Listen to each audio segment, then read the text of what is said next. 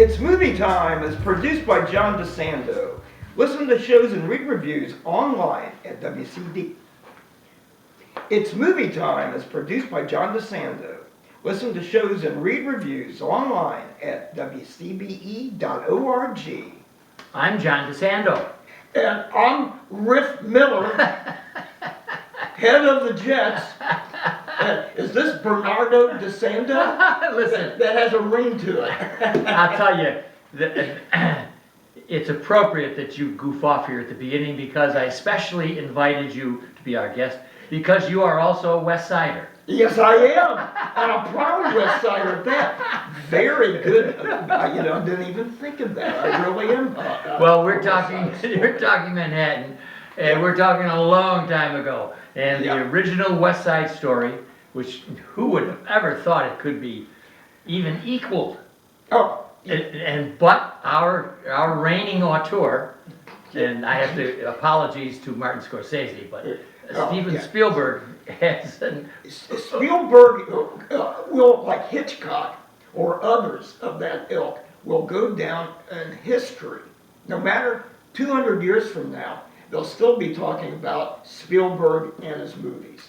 You know, it's the thing, we're going to, Johnny DiLorenzo and I are going to do a little something on Spielberg tomorrow because of this. But this West Side Story reflects to me the overarching influence of Steven Spielberg. Yeah. When you talk about a great like Martin Scorsese, far fewer people will see Scorsese films than will see Spielberg, which is hard to believe. Well, hopefully they won't get confused with Scorsese's Gangs of New York, that movie. that's right. Didn't think of that either. So how would you characterize this new version of West Side Story? Two different ways. One is it's a little truer to form of what was happening on the west side there of Manhattan Island as they were demolishing all of these buildings, these tenements, where particularly a lot of the Hispanic and African American families lived, to make way for Lincoln Center. That, I think, is number one. Two, there's a greater sense of the racial and ethnic makeup of the people. Spielberg particularly wanted to cast Puerto Ricans in the roles of the Puerto Rican gang members, their girlfriends, their parents, and I think he did a great job with that. And he does that. Right down to Riff, played by Mike Faist, and I'm not sure Mike is Puerto Rican, but he's from Gahanna. Gahanna, yes. And I would say one of the more memorable characters of this movie, if I had any kind of fault with this one, outside of the leads, you really didn't get a good sense, like you did with the original, particularly of the Jets gang members. You didn't get a real sense of their personalities. They all kind of like blended together there. And that's a really good point because he does a lot of pullback shots to have the crowd. It's really a crowd movie. Yes. So you are so right, except for those our two leads, and then that's why Mike as Riff stands out so much. I think he is a find. I hope he. Yeah. Well, it's interesting. Just a little side note about since we do believe he is Puerto Rican. When George Chakiris, the original Bernardo, was actually plucked by Jerome Robbins from London, where he was starring in the stage production of West Side Story as Riff. And this interview that I saw, Russ Tamblyn, who played Riff in the original movie, was talking about, and he would always kind of laugh and ask George how, for some advice on how to play Riff, since Chakiris did a great job, I guess, as Riff on the London stage. Yeah, you're right, memorable, and I guess Natalie Wood.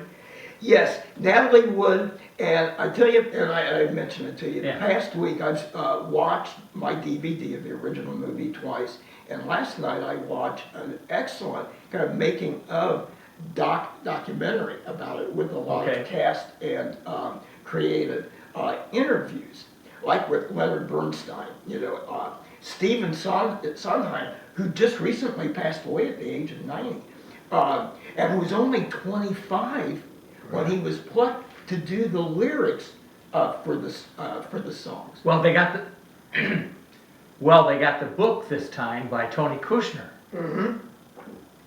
Celebrated composer or lyricist Yeah. For Broadway. So it really shows, I thought, in whatever time, particularly the scenes that, especially the scenes with Rita Moreno. Yes, I thought that was a wholly new character. Isn't that great? Spielberg wanted to have in the movie, since she won an Academy Award supporting actress as Anita back in the original movie, and they wrote and created a role for her as the widow of Doc, the owner of the candy store. And in the original, notably played by an excellent character actor, Ned Glass. But in this one, and I think it was a wise choice, because I caught, there was a dialogue she had with Tony, who worked for her, and mentioned something when he was telling her about falling in love with this girl that he had just met the day before, that and she kind of in an offhanded way just kind of said, well, that she and Doc had the same issues, that they got by it. So it added something there to it that wasn't in the original. Yeah, and I thought it was a pharmacy. In the new one now. In the new one. The old one. The old one was a candy store. A candy store with a counter and a couple of memorable scenes. The War Council there, because it had a couple of tables for people as they would drink their sodas and stuff like that.